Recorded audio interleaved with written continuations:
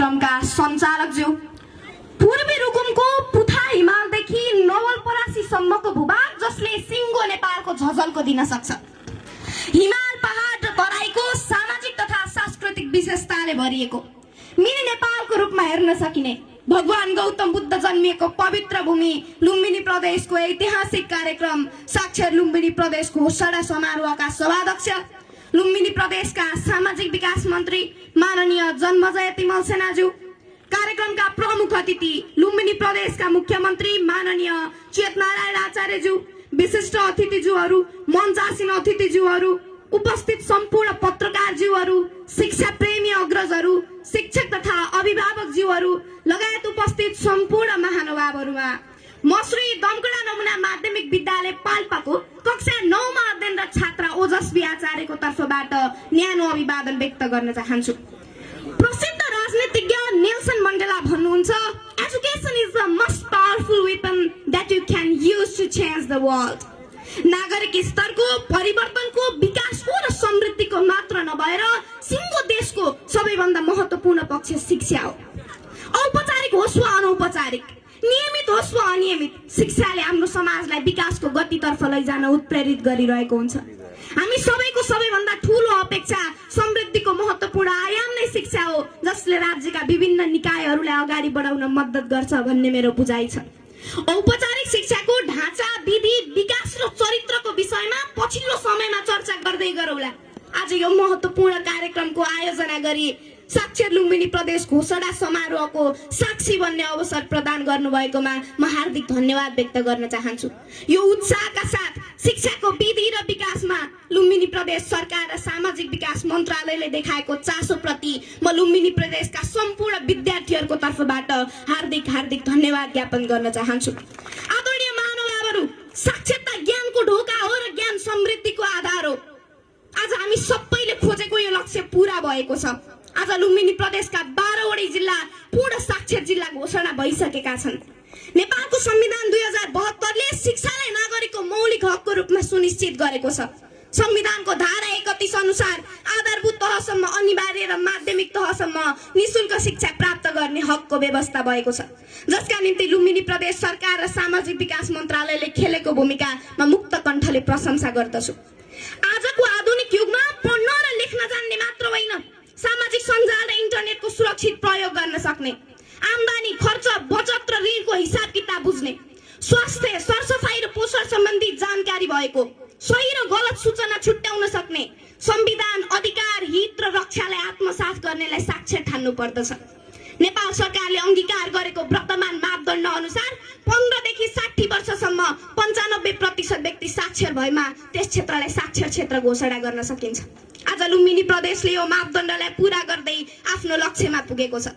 यो लक्ष्यमा पुग्न दिलोज्यान दिनुहुने लुम्बिनी प्रदेशका मुख्यमन्त्रीज्यू, सामाजिक विकास मन्त्रीज्यू, सचिवज्यूहरू, यहाँहरूको यो सिङ्गो टिम, 6 वटा शिक्षा विकास तथा समन्वय इकाइ, 109 वटा स्थानीय तहहरू, 4439 वटा सामुदायिक विद्यालय र त्यस विद्यालयमा कार्यरत सम्पूर्ण शिक्षक सर म्याडमहरू, तपाईँ सञ्चारकर्मीज्यूहरू र उपस्थित सम्पूर्ण महानुभावहरू धन्यवाद तथा बधाईको पात्र हुनुहुन्छ। तर अब यतिमा मात्र सन्तुष्ट भएर पुग्दैन। आज राज्यको नीतिभन्दा बाहिर रहेका ती तमाम नागरिकलाई समेत यस क्षेत्रमा ल्याउन थप बल पुर्याउन जरुरी छ। आजको साक्षर घोषणा हाम्रो उपलब्धि मात्र होइन, यो त हाम्रो उत्तरदायित्व समेत हो। प्रसिद्ध वैज्ञानिक थोरोले भनेका छन्, शिक्षा खुक्रोबाट सुरु हुन्छ र चिहानमा गएर अन्त्य हुन्छ। यो त नियमित प्रक्रिया हो।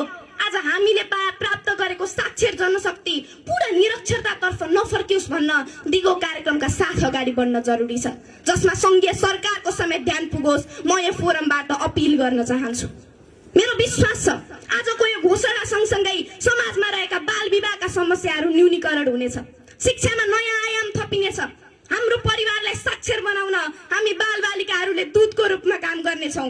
यो विश्वास राखिरहँदा मलाई लाग्छ अब लुम्बिनी प्रदेशको चुनौती रोजगारीको अवसर सिर्जना गर्ने, गुणस्तरतालाई, साक्षरतालाई कायम राख्ने, विश्वस्तरीय प्रतिस्पर्धी जनशक्ति उत्पादन गर्नेतर्फ गएको महसुस गरेकी छु, जसको पूर्णताले समाज सशक्त बनोस्, विकास दिगो बनोस्, लोकतन्त्र बलियो बनोस्, सगरमाथाको उचाइ जस्तै उच्च शैक्षिक जनशक्ति नेपालले प्राप्त गरोस्। यो नै हामी सबै नेपालीहरूको आशा, अपेक्षा र शुभेच्छा हो।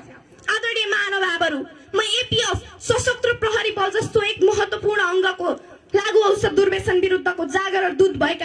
यहाँ अनुरोध गर्न चाहन्छु।